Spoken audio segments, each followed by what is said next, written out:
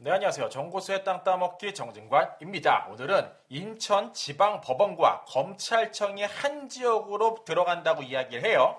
그곳 일대에 대체 어떠한 일이 벌어지고 있으며 어떠한 상권이 추가적으로 만들어질 예정이고 그 일대에 어떠한 그림이 그려질지 살펴보는 시간 갖도록 하겠습니다. 자, 오늘은 이렇게 진행토록 하겠습니다. 일단 광고 영상이다. 이렇게 솔직하게 말씀드리고요. 풍부한 일자리, 더불어서 철도까지 신설된다고 이야기하는데 인근의 부동산 어떻게 흘러갈지 살펴보도록 할게요. 출발하겠습니다.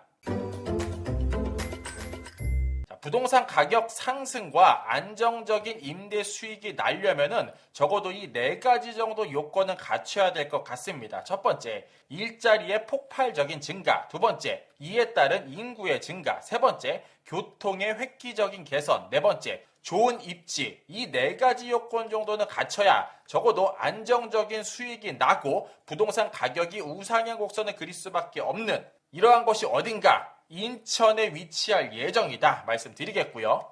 핵심은 이거죠. 인천지방법원 북부지원지검 북부지청 설치 법안 통과 2025년 설치를 하겠다라고 이야기하고요.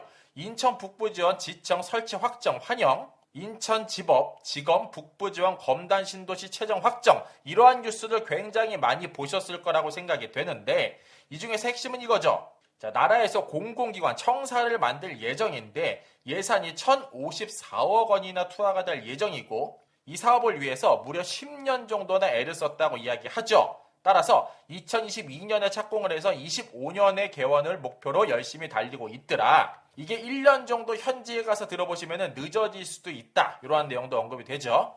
어쨌든 정확한 섹터와 면적, 예산 이런 것들이 정해졌다. 말씀드릴 수 있겠네요. 그거를 지도로 보면 이렇게 흘러갑니다. 인천지방검찰청 북부지원청, 인천지방법원 북부지원 2025년 3월이라고 공통스럽게 이렇게 예쁘게 표시가 되어져 있고요. 자, 조감도는 이렇게 보시는 바와 같습니다. 자, 관련된 문서 인터넷에서 굉장히 많이 찾아볼 수 있었고요. 설계 용역 또한 이렇게 순조롭게 잘 진행되고 있다 말씀드릴 수 있을 것 같습니다. 자, 당시에 발표 때 인천에서 이렇게 뉴스가 나왔었어요. 46,000제곱미터, 지원과 지청 각각 23,000제곱미터 규모로 건립할 예정이고 그 섹터를 인천 서구, 계양구, 강화군을 상대로 이들을 위해서 이러한 지청을 만들도록 하겠다라고 이야기합니다. 그럼 이쪽에 왜 들어가야만 하나? 이렇게 이야기해요. 청라국제신도시, 검단신도시, 루원시티 개발사업 등 향후 폭발적으로 인구가 증가될 것이 예상이 되며 이에 따른 법원 행정 서비스도 당연히 따라가야만 한다. 따라서 이쪽 일대에 엄청난 사람이 많이 몰릴 수밖에 없다라는 부분을 인천시에서 이렇게 발표를 했다 말씀드릴 수 있겠네요.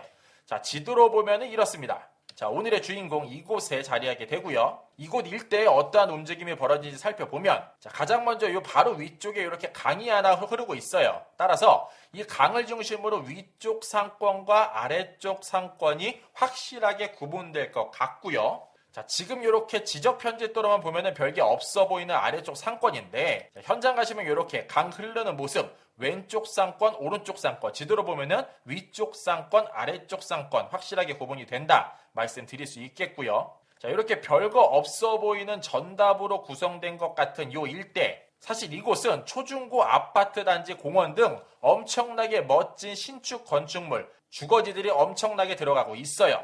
현장 사진 이렇게 이미 입주한 곳들도 있고 건축 중인 곳들도 있더라. 굉장히 고층 아파트로 많은 인구가 몰리는 모습 현장 가면 육안으로 확인할 수 있더라 말씀드릴 수 있겠네요.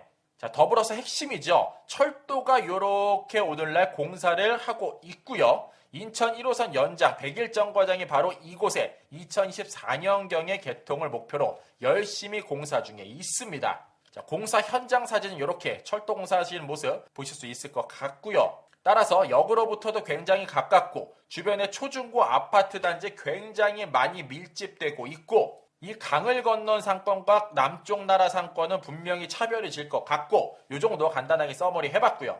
자, 그렇게 되면 이 보라색깔 섹터 엄청난 일자리가 들어간 이곳 중심으로 이 두 개의 상권 엄청 괜찮은 상권이 만들어질 수밖에 없을 것 같다. 이렇게 언급드릴 수 있을 것 같습니다. 자, 왜냐면 위쪽으로는 강이 흐르죠. 아래쪽으로 나오자마자 공원이 위치되어져 있어요. 그 앞쪽에도 도로도 흐르죠. 따라서 출입문은 이 좌측과 우측으로 열릴 수밖에 없고, 자, 오늘의 주인공이죠. 디케 프라자가 바로 이곳에 위치할 예정이다. 자, 다시 한번 보여드리면은 이렇게 요 별 모양, 요 섹터에 이러한 모습의 엄청난 프라자 상가가 들어갈 예정이다. 이렇게 말씀드릴 수 있겠습니다. 자, 현장 사진을 보면 아마 이렇게 그려질 것 같아요. 이 바로 앞쪽에 검찰청이 위치할 예정이고, 횡단보도 이렇게 건너게 되면은 바로 앞쪽에 삼거리 코너 자리를 차지한 곳, 바로 디케 프라자다. 이렇게 횡단보도가 만들어졌다는 것은 이 앞쪽으로 출입구가 뚫릴 수밖에 없다. 이러한 시그널도 어쩌면 포착할 수도 있겠다. 이렇게 말씀드릴 수 있겠네요.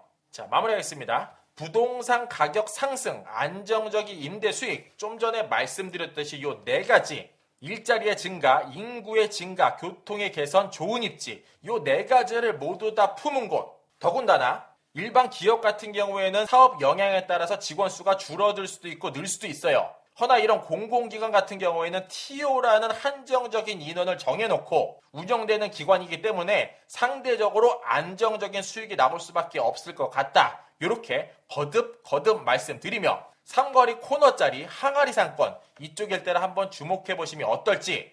오늘날 부동산 굉장히 혼란스럽고 이자도 굉장히 높아서 힘든 게 현실이지만 이게 꾸준하게 계속될지는 않겠죠. 언젠가는 해소가 되고 끝이 날 건데 2023년 8월에 준공 예정인 이곳 디케 프라자 한 번쯤 주목해 보시기를 권면드리며 이 시간 마무리토록 하겠습니다. 이상으로 정보수였습니다. 안녕.